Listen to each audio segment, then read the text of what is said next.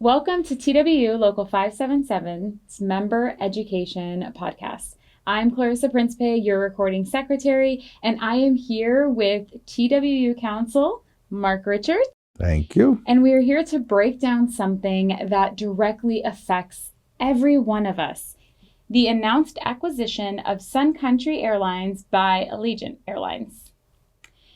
On January 11th, 2026, Allegiant and Sun Country announced a $1.5 billion deal that, if closes as expected, will retire Sun Country and it fold everything under the Allegiant name.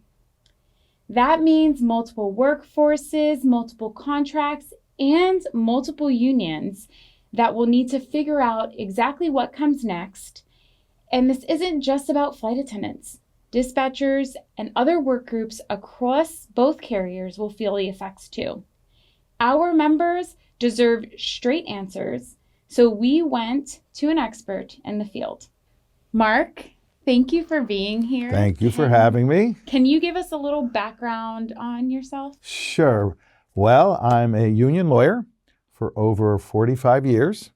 I started out as a union organizer with the United Farm Workers when I was young, thin, and had hair. And I went from being a union organizer to a college professor, where I started a union at one of the largest community colleges in the country. And that's all I've done my whole life. And I was very proud in the mid-'80s. I became counsel to the Eastern flight attendants. Many people may not remember, but it was a big airline on the East Coast, but it was worldwide. And it went through a bankruptcy and went out of business eventually. But I was Eastern Flight Attendants General Counsel at TWU Local 553. Very, very proud of those days. And I have been through many airline mergers and acquisitions, and they're very complicated, but the TWU does it right. The TWU really understands this complicated process. And so we represent, our law firm represents many hundreds of unions. We're the general counsel to the air division of the TWU. Thank you out there for that confidence. And we have worked on bankruptcies, mergers, acquisitions, American Airlines, US Air. We are in the middle right now of the Hawaiian airline purchase and acquisition by Alaska Air. So we know this area well. Awesome. Thank you so much for that background info. Before we get started into the legal and the labor specifics, let me give our members a quick look at where this deal stands today. Here's the timeline. So on January 11th, that's when the merger was announced. January 14th, TWU and Teamsters issued monitoring statements. March 16th, the DOJ antitrust clearance was given. April 15th, the DOT interim exemption was approved. April 20th, the post-merger Allegiant board structure was announced. Next, we are expecting the shareholder vote and deal close, possibly around May 13th. After that post-close, there will be a single FAA operating certificate process, and then the union processes where the NMB single carrier determination, potential elections, seniority integration, and potential JCBA negotiations for combined flight attendants. And once you go into multi-year towards the end of it, that will be the full integration and the Sun Country brand will be retired. So Mark, the DOJ cleared the deal in March. The DOT gave its blessing on April 15th. The shareholder vote is expected as early as May 13th. What does all of that mean in plain language for our TWU members, both the flight attendants and the dispatchers affected by this deal? Sure. Look, the TWU is the largest airline union in the country. And airline industry is very unique in America. It's had decades of consolidations. Airlines merging with other airlines, airlines putting airlines out of work, bankruptcy. And so there's two parts of it, the business part and the government part. So our government pushes historically, for as long as we've had a country, this idea that we don't like monopolies. We're very worried to lose competition. If you only had one airline, think of how high the prices would be. They're already high. And so the idea is you first have to decide if one airline wants to buy another. And so this is Allegiant buying Sun Country. Eventually there will not be the Sun Country brand. The first thing the government has to decide, is this so anti-competitive? Is this going to have such a negative impact on the cost of travel for Americans that we shouldn't let that go through? So the Department of Justice has already looked at this and has already said, we're going to allow this merger. And the current administration in the White House is pro mergers and acquisitions. So it wasn't a surprise. And these companies are relatively small in terms of capacity in the overall industry. And they didn't think it would have an anti-competitive effect, hurt passengers. So that part's been cleared. The second regulatory part is when you go into the Department of Transportation and they want to make sure it won't hurt the transportation industry, that somehow this will inhibit or hurt air travel in America and internationally. And we've cleared that government hurdle. So now there's two more government hurdles that have to go forward. And one is, at some point, the Department of Transportation through the FAA has to decide, am I going to give this carrier a single operating certificate? Will they come as one airline, or will they be owned and still operate as two separate airlines? It's a very different kind of idea. The plan here, as we understand, it's going to be both. For some period of time, months, more likely years, they're going to operate with one owner, but two separate airlines, keeping them separate. At some point, the intention is for the airlines to eventually merge, be acquired, and it will be the Allegiant name, the Allegiant brand, the Allegiant colors, and it'll be one airline called Allegiant, and the Sun Country brand will disappear.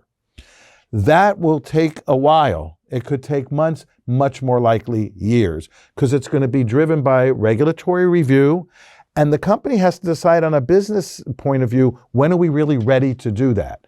So we're going to be two airlines for quite a while. That's the government part. The next part is the business end, and that is, how do you make two airlines into one? What do you do with uniforms? Who's going to be in charge of HR? Who's going to run the back office? Which computer systems are you going to use? And so that becomes business decisions. And then in the middle of all that is the TWU. And we have a government agency that deals with this called the National Mediation Board that's been dealing with airlines, don't make me be a lawyer, but I will be, since 1936. It started with railroads in 26. And the NMB, as we call it, comes in and decides what's going to happen between two unions and two unionized workforces. That's a while down the road. Could be months, much more likely to be years. And then we've got to decide which union represents our dispatchers. It's going to be the TWU. And which union's going to represent our flight attendants? I believe it's going to be the TWU. And we're going to talk more about that. So you have a business aspect to this, an airline government regulation aspect to this, and of course you have a labor aspect. The next thing that's coming up momentarily is, I believe it's May 13th, the shareholders of both companies will decide we're getting married or not. And all expectations from Wall Street is that this will be approved by the shareholders, because it's already been approved by their boards of directors on May 13th. So the business end of it should be closing in the sense that the deal will be final from a business point of view, and there's just a lot of work ahead. And quite frankly, we're good at this and we're ready for this. Awesome. That was a great explanation, Mark. Thank you. So can we expect anything to change in the immediate future for our members? Well, there are always legal issues going on, regulatory, and the company's going to be doing lots of work. They've got to look at manuals, they've got to look at safety issues. But from our point of view, as flight attendants and dispatchers, no. There'll be a lot of information from the company, but two separate airlines, two separate contracts. We have a contract. That is the cornerstone of all this. The smartest thing you all did, we did, is to have a union, your union, and a contract. And so You're not going to see anything change in the short term. The contracts are in force. Every legal right you have is intact. Your union is on top of this.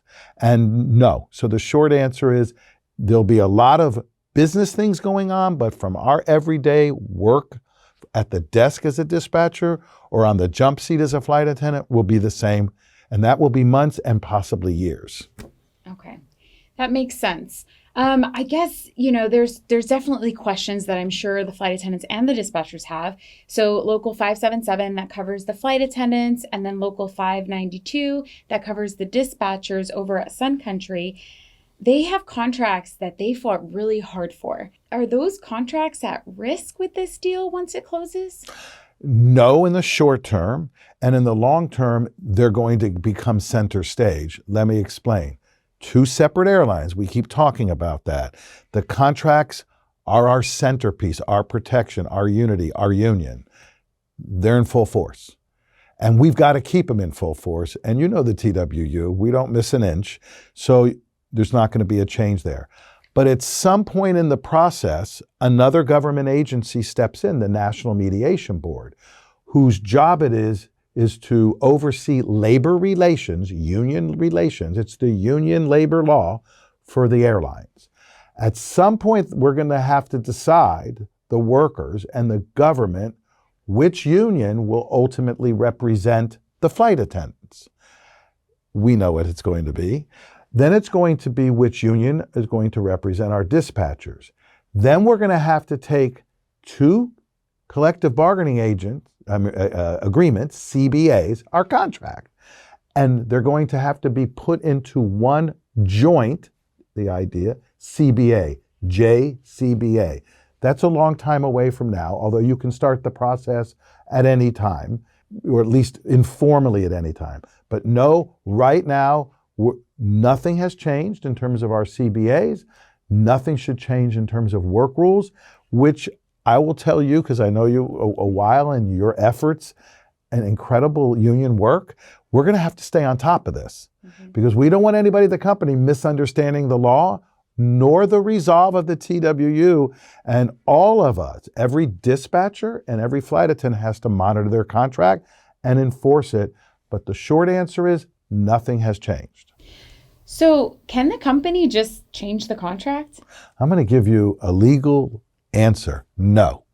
Good. Cannot do that. They're in full force. Okay, that's exactly what we want to hear. And do you know if there's an expected timeline of when we would actually see a JCBA? There's no expected timeline, and the law doesn't even dictate that. So it can go faster, but the union has to agree to that. You have to have the National Mediation Board, again, weigh in. So it's hard to say an average. It could go from months, but it's much more likely years. Okay. Could be 1, could be 2, but the year period is one that is more prevalent in our historical past. Okay. And I know that you mentioned, that flight attendants and dispatchers will need to be on top of their contracts. And can you just explain why it's so important for them to actually know what's in their contract right now, today?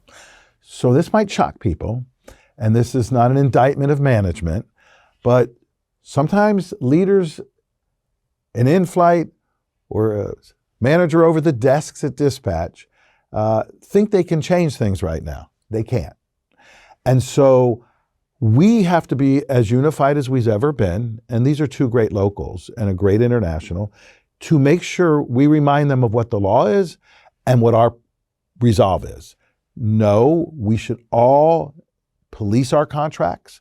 We should know how it works for 2 reasons. One is to make sure nothing is encroached upon now, and it's not going to be. And 2, when we get in eventually to that joint CBA, taking one union contract at Sun Country, another union contract at Allegiant, we join them and we try to make them the floor. Like, you look towards the best of the 2 contracts. And I've been involved with both locals, and I was involved with your very first contract. Yes. And your latest contract, which, by the way, is pretty rock star. It really is. And so we build upon that. We want to get even stronger contracts, and we will, through the joint negotiations for both dispatchers and flight attendants. You know, we're the largest dispatcher union in the country. We know dispatch contracts. We know flight attendants. I've been doing flight attendant work since 1983. At Eastern Airlines was my first encounter with flight attendants, and it's just an honor to work with flight attendants. We're going to take these two contracts, put them together, and make them stronger. Great. So if a member thinks, oh, my contract is locked in and I don't need to pay attention, they're missing something, right? Yes. You're my client, you're my bosses, but I'm going to talk straight to you. Don't think that. That is absolutely not the case. The more diligent we are, the more we pay attention, the stronger we're going to be when we go into JCBA negotiations, two contracts coming together. You need to know your contract. You need not to have someone explain it to you from management incorrectly. And we expect good relationships with management during this period of time, but we also are on top of our game. We're bringing our A game every day. Not only do you as a union leader, our international to local leaders bring their A game, and you all are on top of your game, but so do the members have to bring their A game, because we need to hear if anything's happening on the line. We need to hear if they're trying in any way to whittle down any of our work rules and our protections. Who are our best eyes and ears? The workers, the TWU members. Please stay on top of everything that's going on, because that makes us even stronger during this process. So there have been a lot of questions about which union will represent us. So can you walk us through how that process works exactly? Sure. So because of all the many airline mergers that have taken place, there's a whole body of law, including statutes that were passed in Congress, to try to deal with both bringing two contracts together, but bringing two workforces together. And one of the centerpiece questions is seniority. Seniority at Allegiant, seniority at Sun Country. And remember, we're at both airlines. Our dispatchers are at Sun Country, and our flight attendants are at Allegiant. And so we call that seniority integration. So the contracts have to be integrated. Everybody remembers JCBA, Joint Collective Bargaining Agreement, but so do the seniority lists. And I don't have to tell a single dispatcher or flight attendant what is the importance of seniority. It is central to your work life, affects days off, vacations, family needs, quality of work life. We all get it. And so that process is going to be dealt with both on a legal level, and it's going to be dealt with through bargaining. Where does it start? It starts with the National Mediation Board. The National Mediation Board, at some point, months, but much more likely well beyond a year, has to come in and make its determination if the two airlines are a single carrier. Now remember, the business plan is to operate separately. So if the owners of the business, if this is approved on the 13th of May, the owners of the business have said, we're keeping them separate for a while. They're one owner running two separate airlines. So both the JCBA and the seniority integration are months, if not years away. But we are working on it yesterday because we're the TWU. And so the question in seniority is, how do you put those lists together? You can't really officially do that. You can do it informally and talk about it until the NMB says you're a single carrier. What does that mean? Does it mean that you have one HR department? Yes. Does it mean that work rules are combined? Yes. And they have a whole bunch of checklists that they go down when they do an investigation.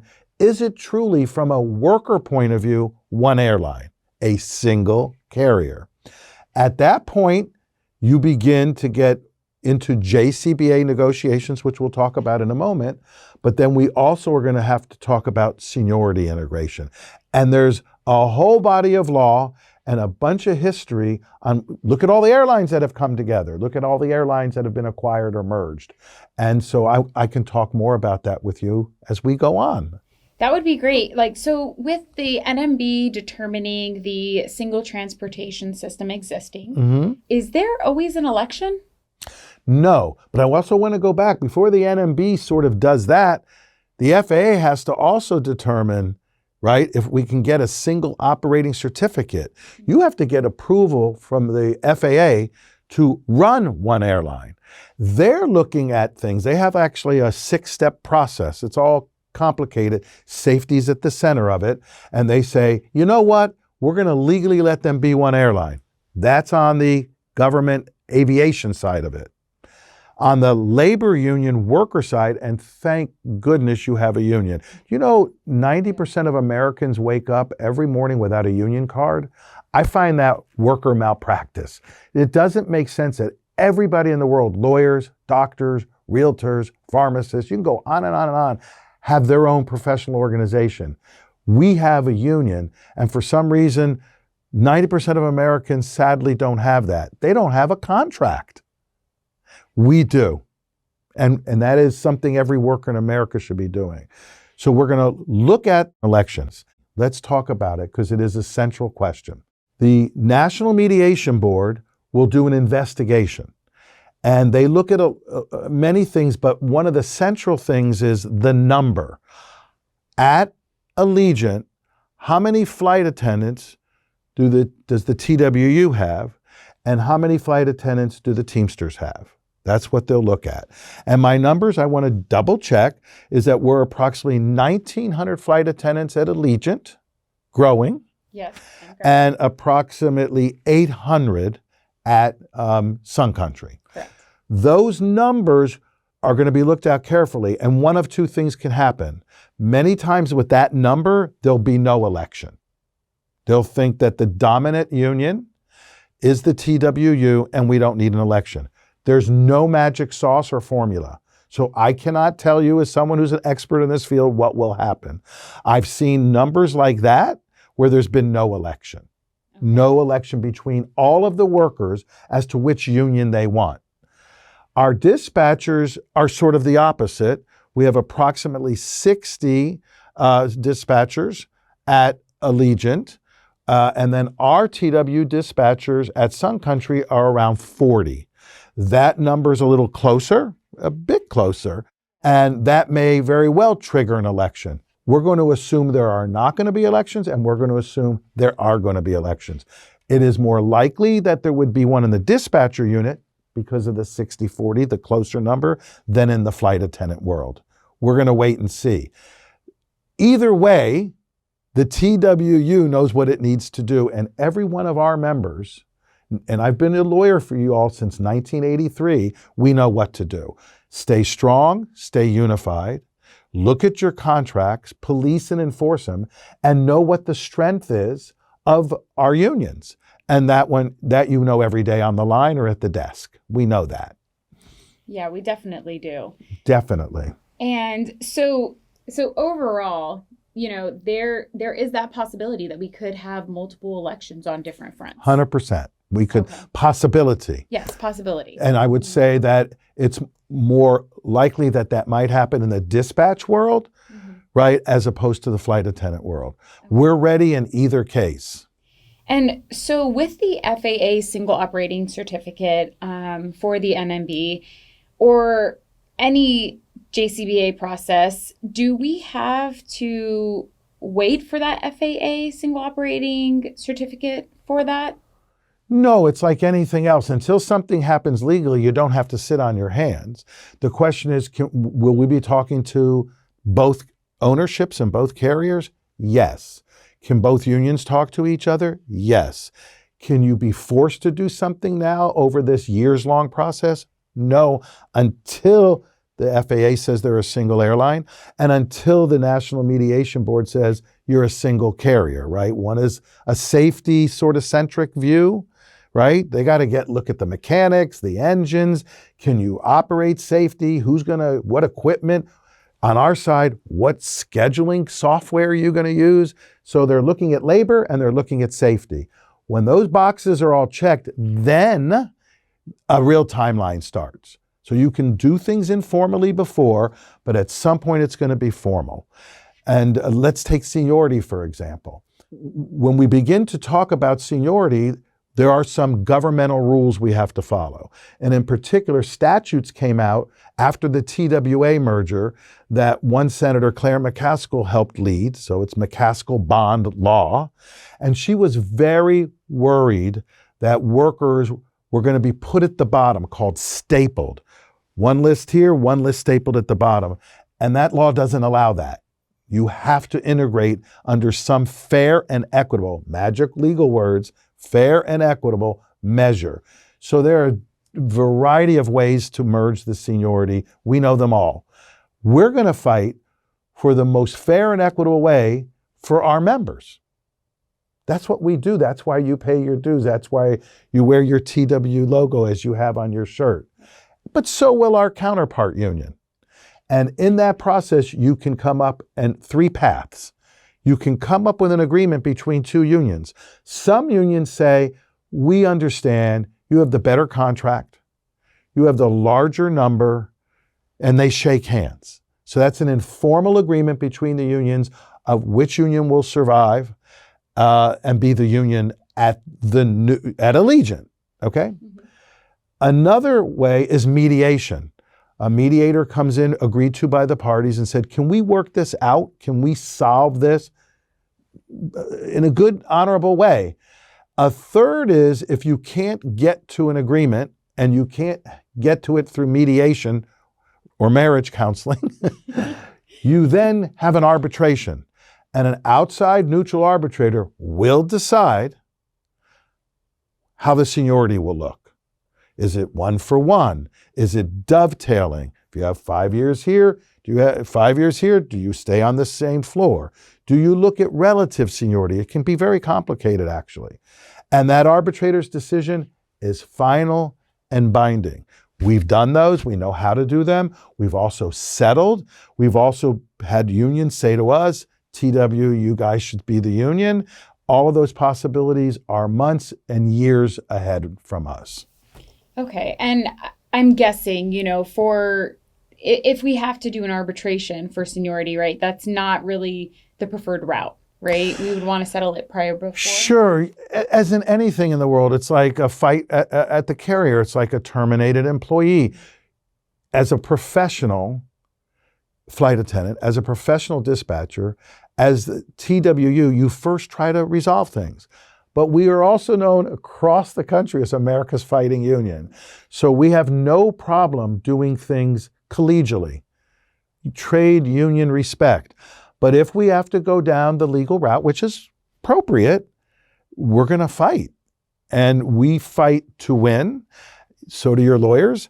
And so that would be the second step. But the preferred step is to work it all out with our colleagues at the other union and with the carrier. So Mark, I'm an Allegiant flight attendant, and I think like the big thing that's been on the line that I've been seeing a lot on, our chats and groups and things like that is this acquisition going to open up international flying? What routes are going to stay? What routes are going to go? Base structures, all of those things. I think there's a lot of anxiety around change, right? Because this is a huge change for our work group. And rightfully so, some people are a little anxious about it. Sure. Do you know, exactly, how do all those things, when those things happen, how should our flight attendants look at it? And kind of anticipate changes? Sure. So it is absolutely fair to be anxious because management gets to decide what they're going to do and what their business plans are. We're very involved. We watch it. We talk to them because sometimes they have good ideas and sometimes we think they're making huge business mistakes. And we're stakeholders. We give them input, but at the end of the day, the board of directors and the shareholders can decide if they want to go international or not. Where's our strength besides trying to be a partner in those dialogues? Our collective bargaining agreement. We have airline economists who know this industry as well as their economists. Your lawyers are pretty good too. And the leadership of the union know the workforce, know the work rules. Your dispatchers are professional dispatchers. Your flight attendants our professional flight attendants. So together, we're going to have a lot of say in the dialogue over those decisions, but it's ultimately, again, management's decisions. So how do we deal with it at the end of the day if they decide to go more international because of the Sun Country footprint? What are we going to do if they open bases or close bases? What are we going to do? We start back at our contract. They can't do these things unilaterally. Sitting here right today, and until there's a JCBA, they cannot unilaterally change our contract. It is a legally binding document, not only backed up by the law, but backed up by 1,900 flight attendants and the entire TWU, the largest union in the airline industry, right? And the same thing with our dispatchers. So yes, there's a complete understandable position to be nervous and anxious, but the anchor that we have is each other and our union and our collective bargaining agreement and the law that protects it from being changed unilaterally. So there's a lot of things that are going to be happening. We're going to be busy over the next couple of years, but busy in a united way. Okay. Yeah, that makes a lot of sense. And I guess, is there anything that you think our members should be doing right now at this moment? I've been a lawyer 46 years. The very first union that hired me, and we represent hundreds, was the TWU. So I'm going to flat out admit I love the TWU. And we're ready. But the most important thing you can do, bar none, is stay united. If you watch your contract and you're diligent, if you communicate with your leadership, if you take the actions that we're asked, whether it's wearing a button as simple as that, or eyes and ears of what's going on the liner at the desk, that's most critical. I don't want to judge what management's going to do because we have working relationships with management. But the single best thing that could happen for management that might lose their way during this process is for us ever to turn on each other, to doubt each other, to publicly give them a sense that, oh, there's division there, we can take advantage of it. And please, I don't want to suggest that is their business plan. I'm not casting any doubt on anyone. But come on, I've been through these things. And so at the end of the day, TWU unity, collegiality to each other, when a problem pops up, let's think the best about each other. Let's keep each other and our union leadership informed. Your local leaders know what they're doing. And your international leaders are involved with this every day, as you and I know. Mm-hmm. And so if we stay alert, policing what we have, but most importantly, and I mean this sincerely after almost going on 5 decades doing this, stay united and stay strong in supporting each other and our union. We will not only get to this, but your contract will be stronger. We will get the seniority integrated, which is difficult, in a fair and equitable, honorable, ethical way. And we got to then hope that this bigger Allegiant airline makes money and it's a great product and people want to board our planes. And if you keep that eye on that prize, we are absolutely going to get through this together in TWU strong. Great. So I know you touched on it a little bit and you talked about, wearing a button if we ask them to wear a button. So can you kind of elaborate on that a little bit? Because I know that, as a local, right, we encourage our members, wear your lanyard, wear your TWU pin. Can you elaborate on why that is so important, especially in this moment right now? Correct. Look, at anything in life, whether it's a business, a sports team, or whatever, the more unified we are as colleagues, team members, and union brothers and sisters, right? The more unified we are, the stronger we are, right? No one wins a Super Bowl ring with a divided locker room. It just doesn't happen. And so first and foremost, that unity puts us in the stronger position. It helps the lawyers, the economists. It helps our international president, our heads of the air division, our 2 local presidents. It helps everyone. The second thing why it becomes so important, in my mind, is the companies looking. Like if we go to the bargaining table, maybe we can change a rule that was won by the TWU 8 years ago and that we want to change a scheduling thing. We want to make it a little bit harder. We want to be able to reroute you, reschedule you, or do things that really impact our families and our quality of work life. And they're going to ask each other in a small room, how's it going out there? Do you think we can split them? Maybe they'll ask them. Again, I don't want to cast any doubts or say anything negative. I'm talking in theory, but I've seen it happen all the time. And that unity is so critical. Now, how do they notice it? Well, what does the button do? Is it important? Yeah. It shows everybody that on the plane. It shows management. But most importantly, the flight attendant to my right and to my left, we are one family. We don't always have to agree, but we all agree that we're together. I can't even tell you that's more important than great economists you have. It's more important than the lawyers you have. Your union unity, your self-respect, and your mutual respect for each other is this most important, I know it sounds crazy, but the most important part of this process. Absolutely. Then if things get tense, let's hope they don't, but if things get tense, we may be doing media campaigns. We may ask you to show up to things. We know how to go to Wall Street because these are publicly owned companies. We go to the partners in when you have the points programs, the credit card programs. These things are money makers, are invaluable. The management knows how smart we are. We're business savvy too. So we hope and we fully expect this thing to work out and resolve in a way that's amicable. But if it's not, if they're going to in any way try to take advantage of us, let our unity tell them, come on, we know what we're doing. On the other hand, our hands are across to be a partner on this with management as well. Kind of becomes management's first choice. What is the single most important thing they look at, Wall Street looks at, what you as a flight attendant look at, what I look at, being honored to be the Air Division attorney, is our resolve and our unity together.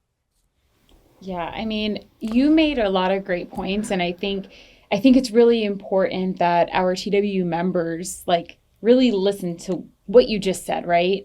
And it gets really ingrained in them because that unity, again, it's everything. It's huge. Yeah. It's everything. It is. All right, Mark. So to kind of wrap this up and give a summary of a sequence of events, what should the members expect? So you can describe this in three steps, okay? So step one is the business corporate closing of this deal, like two businesses, one's to buying the other, if you will. And that's supposed to take place at May 13th in Wall Street, and everyone's convinced it's going to close. The shareholders are going to vote that Allegiant's, in essence, buying Sun Country. So the close. The second is integration. Two airlines are going to operate for a long time separately. One owner, two airlines.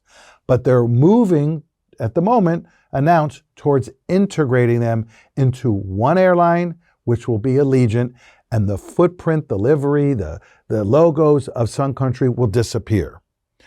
And there's a bunch of steps and legal parts to that.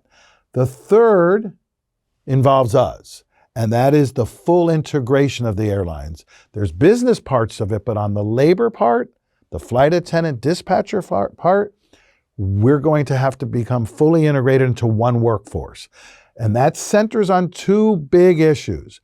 How do you take two contracts, two CBAs, collective bargaining agreements, and make them one called a joint CBA? And the other part is the seniority of two groups have to be integrated in a fair and equitable way, and that's part of the integration.